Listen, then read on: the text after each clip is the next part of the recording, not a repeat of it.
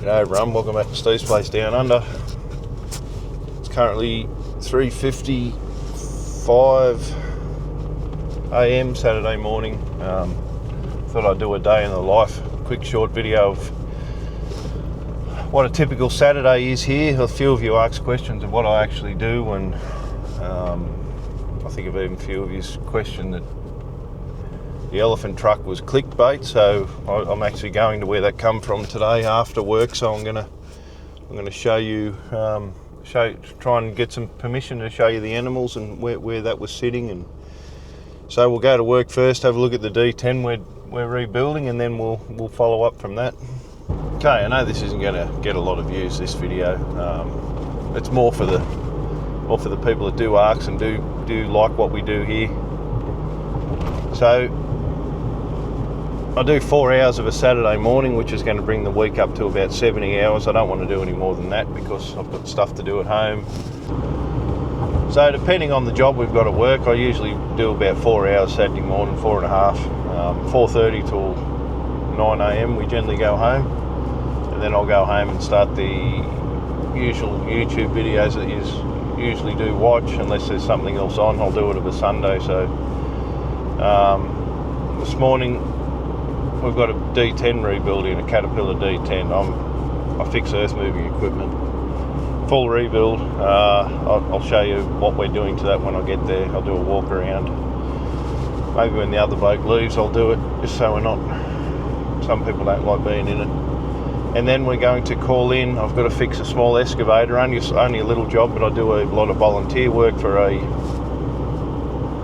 mob that has animals up here, so like exotic animals, lions, tigers, all that sort of thing.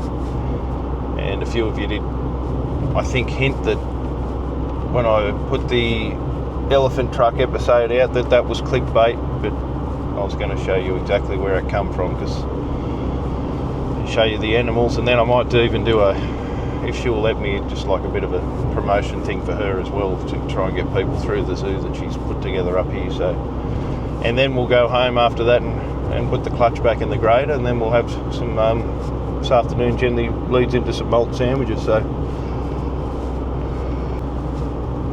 I could only really film this on a Saturday, because the usual weekday is sort of get out of bed, chew on the toothbrush, get dressed, walk out, and then sort of work all day, and then you come and sort of getting back home at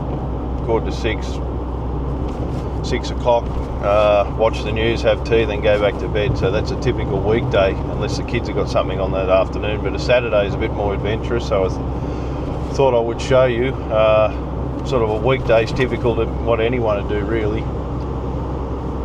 To show you what I do here of a Saturday. It is Steve's Place, so it's in the general description that I do stuff like this. I just don't usually do it. It's just more fix it and drive it and stuff like that. So hopefully you are interested, for those who do follow us, for us and not just for the tractor content. After 15 years of field service, 15 odd years of field service, they built this beautiful facility where we're at now, and I thought, bugger the rain and the mud and the people pulling up wanting to talk and all these other problems. So I thought, well, I'm going to stay in the workshop. Well, I put it by them, and they agreed and put someone else in the truck, and now I'm doing all the major rebuild. So if anything comes back here, it's usually for a fairly decent job, final drive or an engine or a transmission or a total rebuild, you know. So it's pretty good.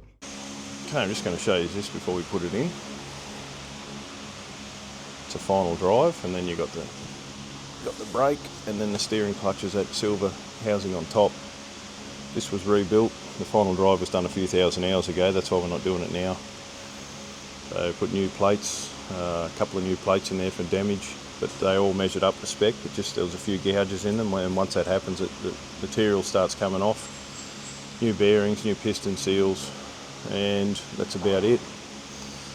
That's the clutch on top. What that does is just stops the drive from the transmission to the final drive, and then the brake will lock that final drive for it to steer this way. These brakes here are held off with pressure, so they're spring loaded, just like a maxi brake on a truck, but with oil pressure from the transmission. So we'll put that in now. I just didn't want to film putting it in, and if I film the dozer later, the other bloke will be involved, and I don't want people on camera without permission.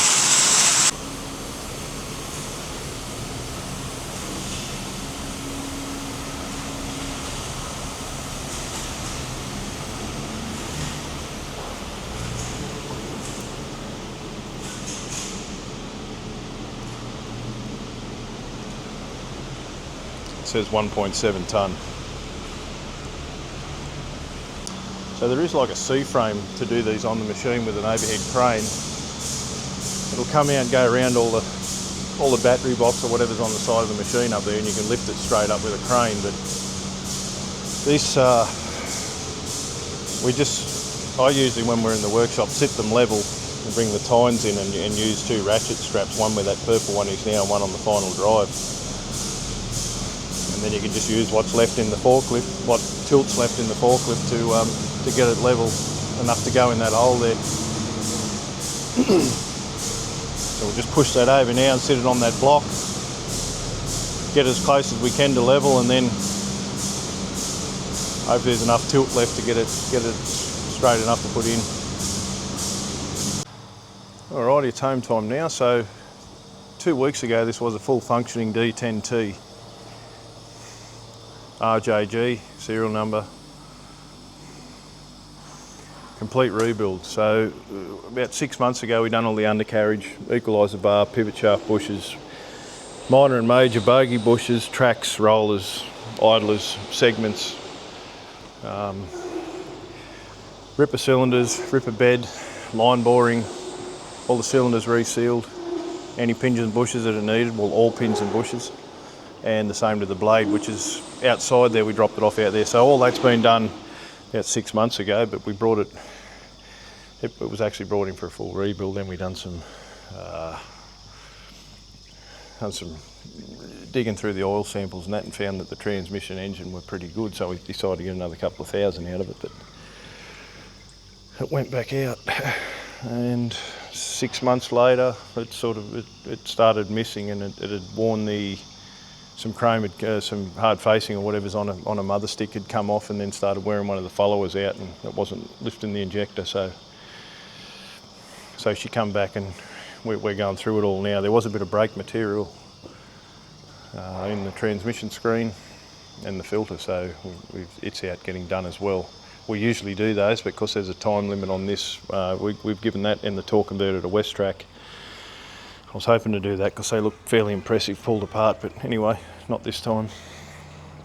Engine's reman, 250,000 worth there, and then there's a core charge about 30,000. So if your old one, the crankshaft turns twice, I think it's twice, you get your core back. It means they can rebuild it and send it on to someone else. So that's a C27, which is a 27 litre. I think it's rated at 579 horsepower or something like that. Obviously get a lot more out of it, but for this machine that's what it's set at. And then we'll go through, which I've been doing all this week, go through, apart from those final drives I rebuilt, so we'll go through and all these valves, that pilot control valve, that implement pilot pressure valve there, transmission pump will be renewed, the brake valve on top which controls those final drives that we've just put in, the steering, clutch and brake. There's your blade control valve there. All those will be pulled off and resealed on the bench, every bit of it. If there's any worn seats or poppet valves or shuttle valves or anything worn, they'll be replaced. Relief valves, every seal.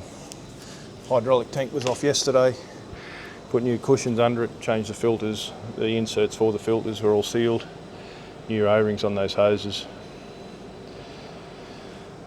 New mounting rubbers, as I said. All these plates, all these wear plates here, these walk plates that they just rust out from stuff sitting in them. They'll all be renewed. A couple of hoses in there will be replaced. There's no expense spared on these, and all genuine cat parts are used because you buy cat for that reason. Some aftermarket stuff's good, some's just not. So they're all been put back on this morning from what you've seen, all tensioned, I think 600 foot-pound plus 60 degrees, which is one flat, and the 600 with a tension wrench, and the rest with the torque multiplier, which is still set up here.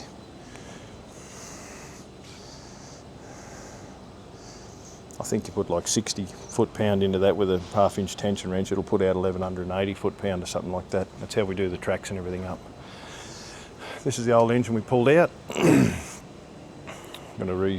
couple of these pumps we're going to reseal, a couple we're getting reman. And all this stuff, all this pipe work, filters, you know, alternator, air conditioner, compressor is all got to go on that other one. But a lot of these parts have got to be resealed too. We'll pull those air cleaners apart and put new gaskets in them. All these charge hoses.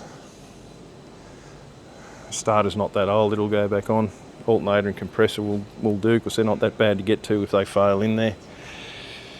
New belts, pulleys have got to be swapped over, radiator pipes all got to be swapped. It doesn't come with this loom, we'll have to pull that off and inspect it, go through it where it's rubbed, repair it.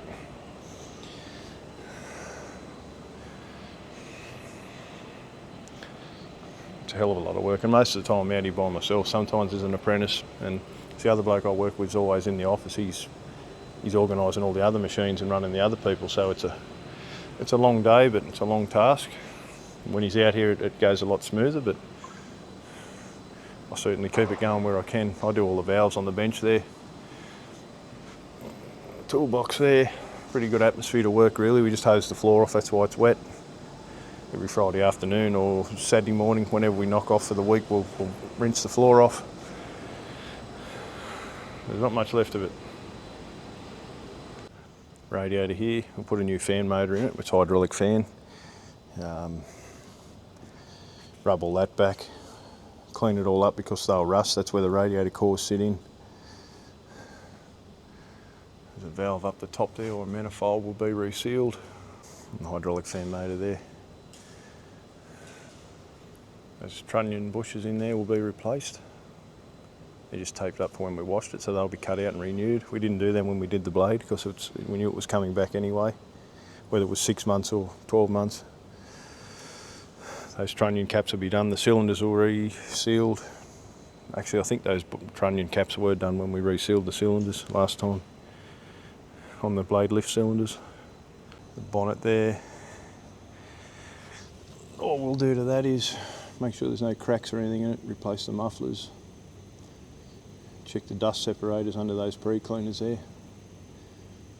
They run a Venturi in these exhausts for those of you who don't know.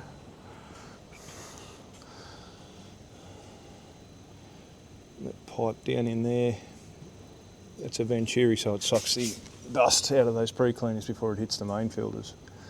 And then this gap round here will create a Venturi because the exhaust stack's as big as that hole, so that'll create a Venturi too and pull your hot air out of your engine up through that.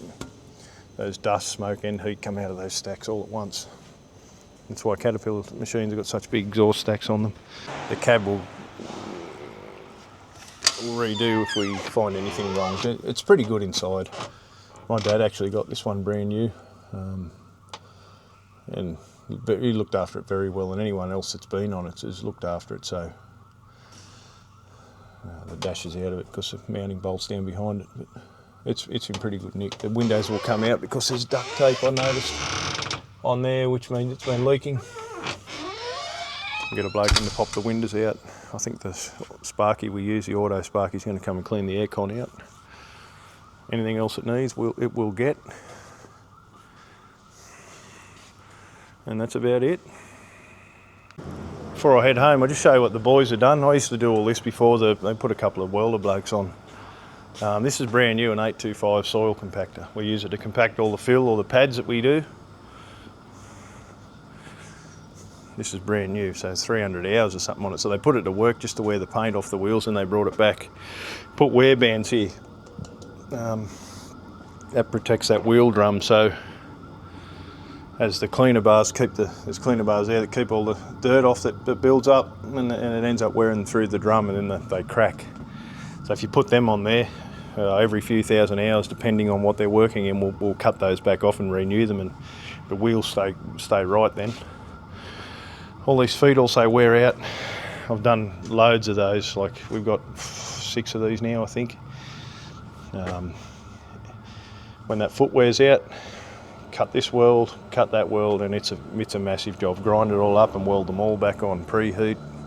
It's a huge job, but luckily at the moment there's a couple other blokes that do it while we concentrate on rebuild, so I haven't done that for a while, but that's what they've done here. So this is ready to go back out now. They just finished this morning. Okay, that's it for the weekend. Now the weekend starts. That's no more work, so 4.5 hours we've done this morning. Brings it up to 70 hours. I think that's enough for someone else, and it's time to enjoy myself. So I'm going to go to the zoo now. Hopefully she'll let us film some of the animals so you can see that, and I'm going to fix that little excavator, and then it's off home to fix the grader. Okay, I've arrived where I've got to fix this excavator here. But first I got permission. We're going to go and walk around and show you the animals. Now, a few of you's made smart comments, and I don't care, not everything's believable, but about the elephant truck, and that's sort of clickbait and all that, and private messages and whatnot, but it really was. It's this is where they used to keep them all. This is ex-circus equipment in here. I won't show you around because of the privacy, but it really did haul animals, and these animals we're about to show you are ex-circus animals, ex-performing animals, rescued animals, and all that sort of thing. Unfortunately, the last elephant passed about 3 years ago, I think. That shed straight ahead is where it used to live, and that truck I've got at home was sitting, and that old Chamberlain crane that you all saw me start with, both sitting under those dead trees just there. So I can't prove that the truck did cart elephants, but believe me, it did. Okay, I'm going to hand the microphone to my wife now because she knows all about the animals. So this is Zambi Wildlife Retreat, and it's about a 20-acre lot. Actually, I think it's a bit more than that, but it's all rescued exotic animals that are basically retired, so they're going to live here for the rest of their life. So a lot of them are ex-circus. Some of them haven't had a great life. Others are good. We've just been accepted into the Zoo and Aquarium Association, which means it's a lot more opportunities that will come and be able to get a few more animals.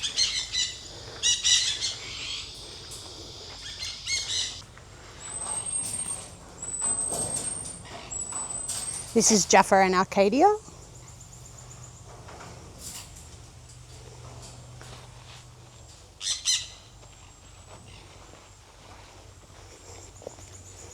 Hi, hey beautiful bird.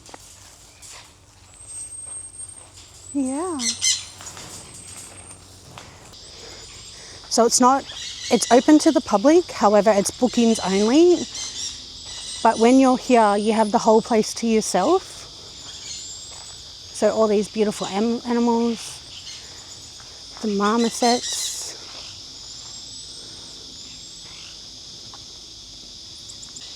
And this is a leopard that we just got about 2 to 3 weeks ago. This is a brand new enclosure that's been done. He's still very shy. He's a Sri Lankan leopard, and I don't know if you can see, he's just right up the back there. He's hiding. He's still getting used to his new environments. And then if you continue to walk along,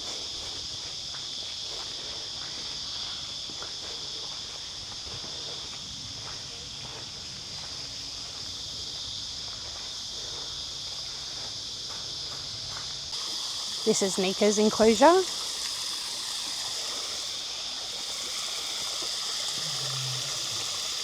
So you can sit here and have a cup of coffee and a cold drink. This is all included in the tour if you want to book one. And then beautiful Nika's coming across.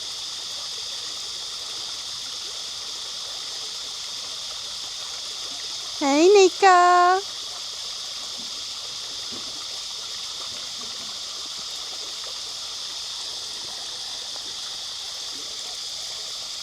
So next to the tiger enclosure, we have the lions, the African lions.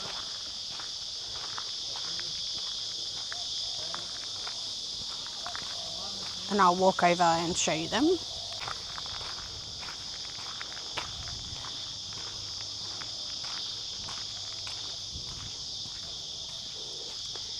Here they are, girls are, the lionesses.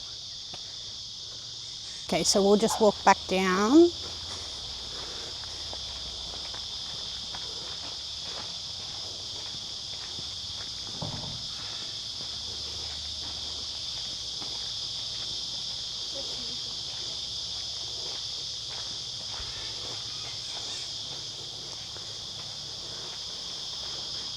We also have some meerkats and a peacock. Hi.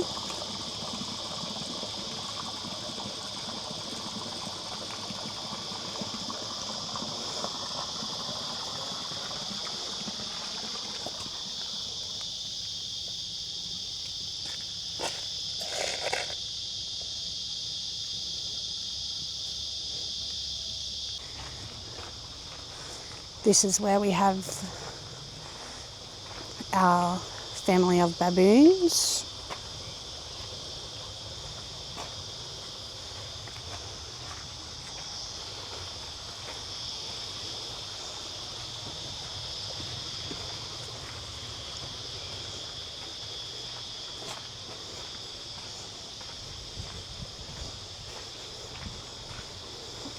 So every tour that you do, you are able to get this up close and personal with everybody. Hi, Fonzie. How are you going? Are you living? You having a tour today? Some people coming to see you? Yeah.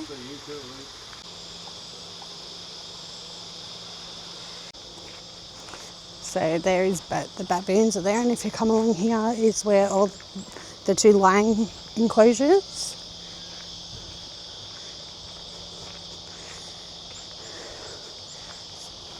So there's a place that you can sit and then you can see what they're doing.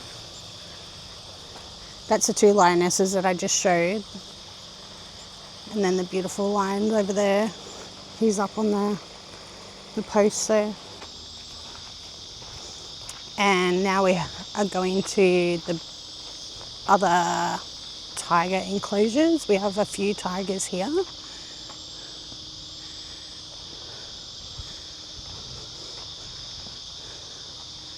Chilling. What are you doing?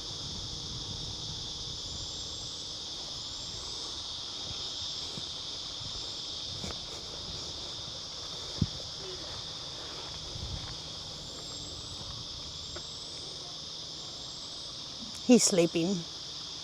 So with the tigers, there's a little deck up there that you can sit there and you can just watch them. There's another one. There's 3 in this one all up, but they're all sleeping at the moment. There's another one laying in the grass over there.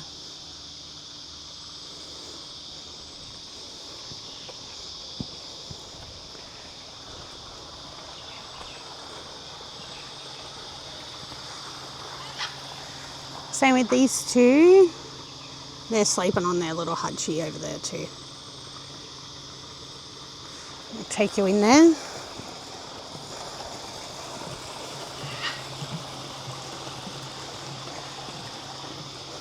So try and maintain everything, keep everything really nice and clean, all the wild plants, kind of keep it a bit jungly. Again, areas to sit overlooking each enclosure. Oh, here she comes. Hello, beautiful girl. Hello. I know.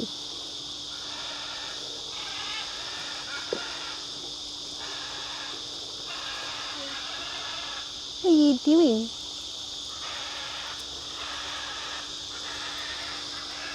Oh, big stretchies. Hey.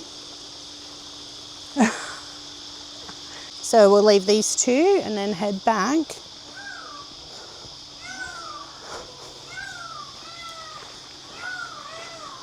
So we're just showing a little bit of what's here, not going into massive detail, but just so you can get an idea of what's around. And we're a charity. All the money goes directly straight back into the running of the actual park. And here we have all of the macaws.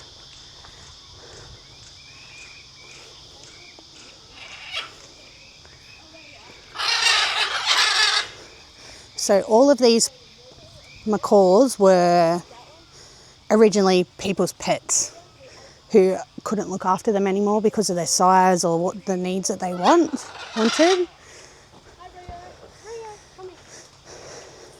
So this is Rio. Oh, I'll turn around the other way with the sun so you can see his beautiful colours. Hi Rio. I see you, beautiful. Hello. Is that one Bella? You beautiful. Hi, beautiful. Yes, I talk to the animals. I know a lot of people laugh at me for it, but when you're doing it for a long time, it's just what you do. There's a bit that I still haven't shown. I won't show everything. I'll add in the details of the website, and if anyone is interested, we do a lot of work here. I volunteer here 1 day a week, and Steve also volunteers here fixing their machinery, as in a lot of work and people that are here are all volunteers. That's 100% how it's run. But if you wanted to book a tour, you have the whole place to yourself. We hope that you enjoyed that part of Zambi, and if you're interested, we'll leave some details below, but I'll now turn you back over to see what Steve is doing. All right, well, hopefully she didn't steal the program away from me, but anyway, this is just something we're doing on the way out. This is why we're here to start with. We've just got to tap, the young bloke up here put a pin in this. What they can't do, I come up and do, but he couldn't get the grease nipple in, so I just brought an 8's tap home, just going to tap this hole out and grease it, put the nipple in and grease it for him, then we're going home to do the grader. I only brought basic tools to do it. A small non-fit and a tap.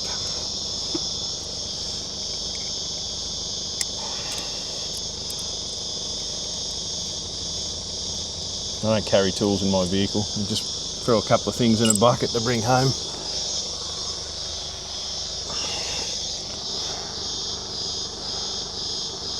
was going to do it yesterday and I picked up a BSP tap thinking it was 8th, and it wasn't. I just saw the BSP, that it was BSP, but it was quarter.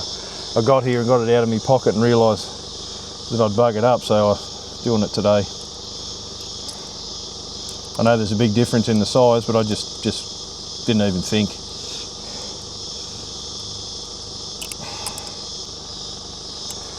Okay, quickly grease it and that's it.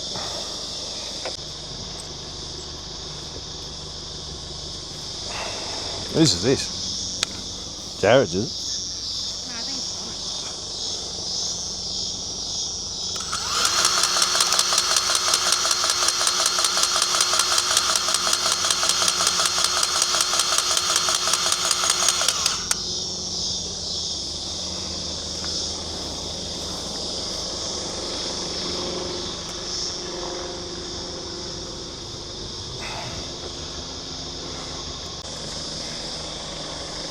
There's a donkey here eyeing me off, look. So, I'll just point out this old girl while I'm here too. This is an old F10 Volvo that they used to cart elephants on as well, but this has been around Australia, I believe, 3 times. I got full permission to do a will it start on it, but I'd like the bloke that owned and drove it to be here because he's got a lot of good stories about carting animals, and you know, I think if that story was with it, it'd make more sense to starting it up.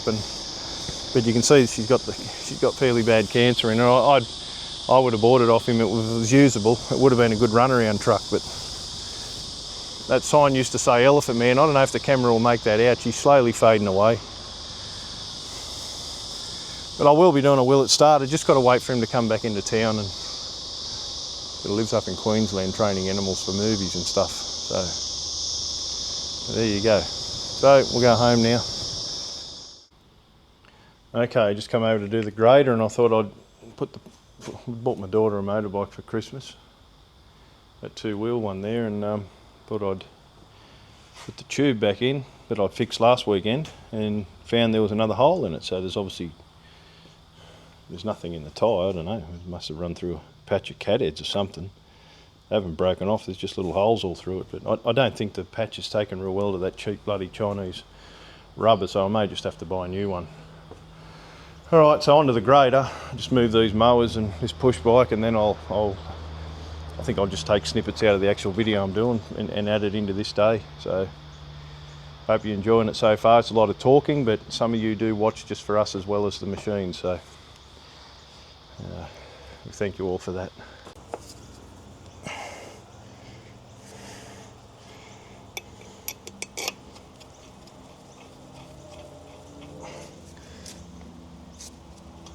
I don't know why that's so hard to get on the crank.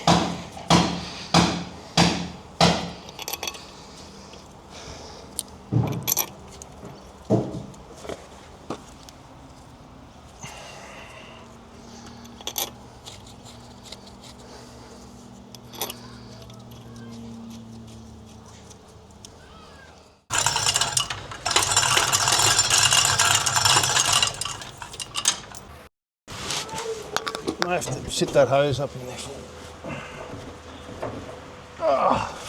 What the heck is that? Radiator.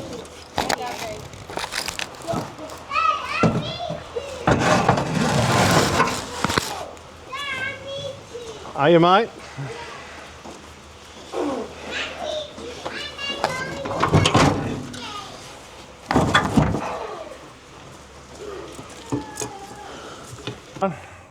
It's now Sunday. I got the shits with it last night. I couldn't find a charged battery and it just kept winding slow, but thanks everyone for watching. Patreon members, I know I just thanked a lot of you on the live stream, well, who watched anyway. Those magnificent comments, thank you. The super thanks are just magnificent, and see you all in the next one. Thanks for watching.